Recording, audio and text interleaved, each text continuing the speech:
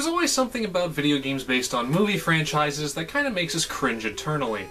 By all rights, they should be good, especially if it's an action movie where the conflicts can easily be translated into levels or stages or missions or what have you, but this is hardly ever the case. Now, many of you who have seen my Jolly Cooperation Let's Play of Catwoman, and if not, consider this a shameless plug, know that if it's a video game tie-in of an awful movie, it's bound to be an even more awful game. If the premise didn't quite work out in its original medium, what hope is there that it'll transfer successfully to a new one? So with that said, today we're going to be looking at Ghost Rider. Hey, we've already reviewed that! For the Game Boy Advance.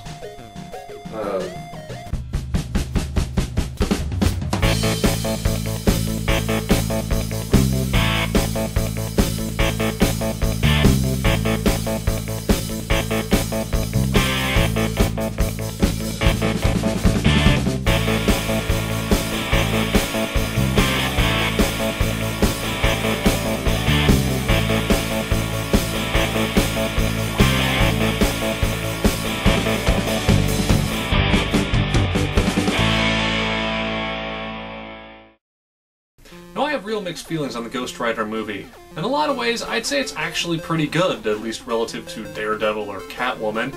I like some of the things they do with the visuals and how they play with light and dark. Heck, aside from his weird abs, I think even Nick Cage is tolerable. Don't ever change. So we signed Nick Cage? Jeebus! Do you have some kind of sixth sense for when anyone mentions Nick Cage? Yeah. Doesn't everyone? Well, it doesn't matter because you can't tell that this is supposed to be the Nick Cage Ghost Rider anyway. But, come on, how is this game going to be anything other than god-awful? What, am I going to run around collecting devil tokens, or is it going to be a racing game because you know Ghost Rider is known for having a motorcycle? Whatever kind of game it's going to be, all aboard the cheap cash-in express! Huh, it's actually part platformer, part side-scrolling beat-em-up. And the plot isn't the first movie. The game takes place as sort of a mini-sequel to the original film, as just kind of one of the adventures that Johnny Blaze gets into between it and the second film. Mephisto is losing control on some of his demons, and they're rampaging on the Earth. This is bad for everyone, since demons on Earth could trigger the apocalypse, so Ghost Rider is recruited to beat some sense into the legions of hell. Now, I won't pick apart the story too terribly much, because really it doesn't affect a whole lot. The gameplay shifts between a side-scrolling platform beat-em-up to motorcycle fighting, because all demons have motorcycles. That's just common knowledge. The beat-em-up sections take up the slight majority of the game, where you use your chain as long-range attacks and your fist as short-range. Movement is kind of awkward, as I can only guess the developers had only the barest idea of how momentum and friction are supposed to work. If you take more than one step, the rider will skid before stopping like he's just been sprinting on gravel. It takes some getting used to, and it's probably the thing that sucks you out of the game the most. Another complaint is the whip mechanics. The whip can be used for long range and long range only. You'd think that if something is far enough away that you can't punch it, then it would mean you needed to whip it. But no, if it's not where the tip of the whip will be, it's completely unaffected by your attack. Your whip will sometimes even go through enemies to hit the ones behind them simply because the ones you were aiming for are too close to you. Despite slight control issues, the game is actually pretty easy, at least on normal mode. There are these big gold things that seem super hard at first, but all you've really got to do is stand next to them and keep up-chaining until you win. Their biggest attack is useless if you're right next to them, and their normal attack just doesn't damage you enough to stop you. Heck, the only times I ever died in this game were the tricky platforms, and almost never had trouble just stomping the bosses. The motorcycle levels are alright, but some of the obstacles can be pretty unforgiving, especially as the game basically makes you go as fast as possible to get decent points at the end. You skid close to the ground to avoid low-hanging perils or to dodge enemy projectiles, but you'd better be spot on with your evading, otherwise you are going to rock yourself like a hurricane. Also, I noticed that you can get caught in just endless damage loops where the enemy can just pound on you relentlessly and you can do nothing about it. It usually won't kill you, but it will take an inconvenient amount of your health away.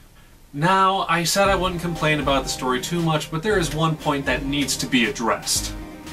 After you've escaped from hell in the opening of the game, God of War, the old rider informs you that he's found someone that can help you on your quest. Blade. Yes, that Blade. Wesley Snipes' Blade. And really the only reason I complain about this is a simple question. Why wasn't this the plot of Ghost Rider 2? Come in, this Thanksgiving. He's a half-human daywalker with the drive to protect humanity from the threat of vampires. His partner is an enforcer for pretty much the devil, tasked with returning rebel demons to the pit. What kind of wacky hijinks will ensue when this unlikely duo is forced to work together? Be sure to catch Ghost Riders 2: Demons and Dracula. It's gonna be one hell of a time. But don't get too excited, because Blade is only there for a single cutscene. Wait, what? You have this awesome crossover idea that you're just dangling in front of us and then you take it away? Why, game? What did we do? You had the image rights to Blade to use him, obviously, so why? Did we just make fun of Nick Cage too much? Is it because we laughed at his abs? You are tearing me apart, Ghost Rider for the Game Boy Advance!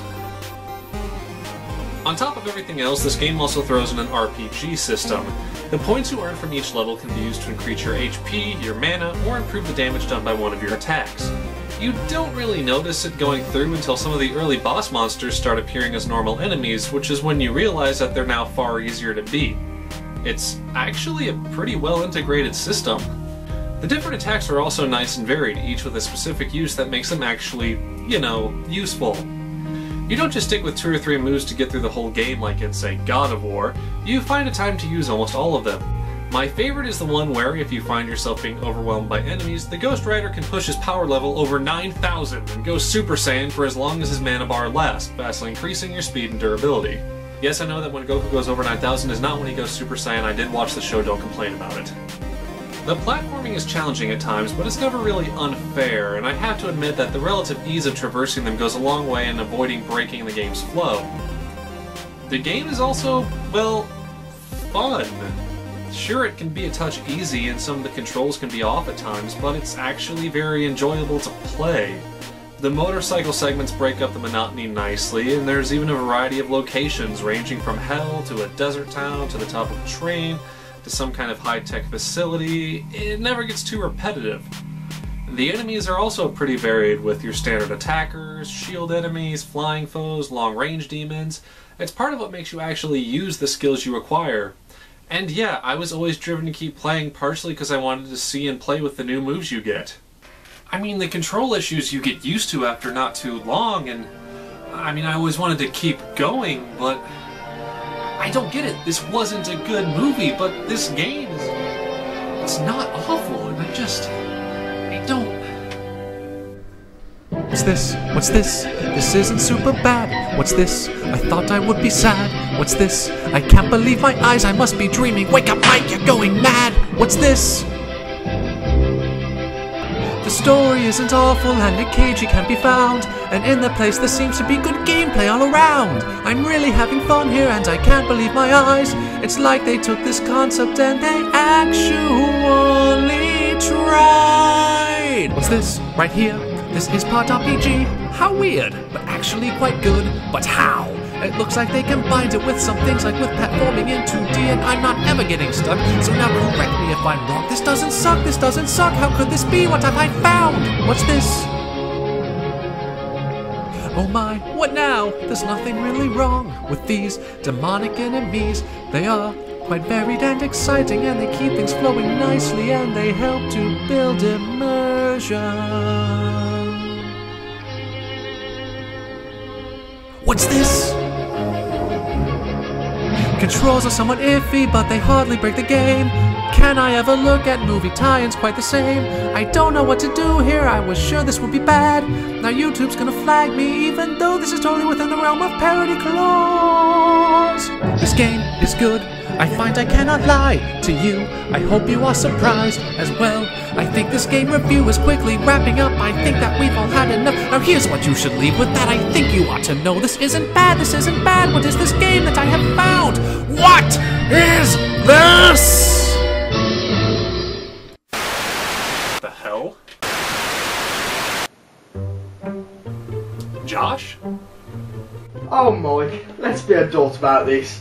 You know for a fact if you speak ill about Nick Cage, I will be there. So, how about we make a deal? I will review a bad Nicolas Cage. He's never made one, but I will find one. And you will review this with me. Iron Hero. Oh, what, to see you make fun of Nick Cage? Bring it on. Okay then, dude. Right, I will somehow give you this. Do Josh, what are you trying to... What the hell?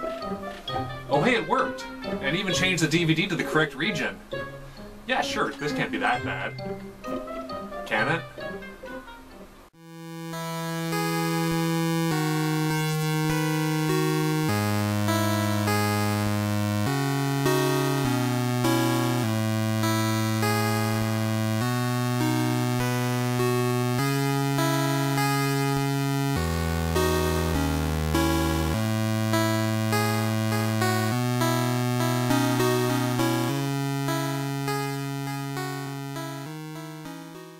Well, just check your insanity on the way in and on the way out and during and when you breathe in. To be honest, check your insanity momentarily throughout this film, because let's just say, coming from a person who watches only bad films, this is one of the worst, which is just bad.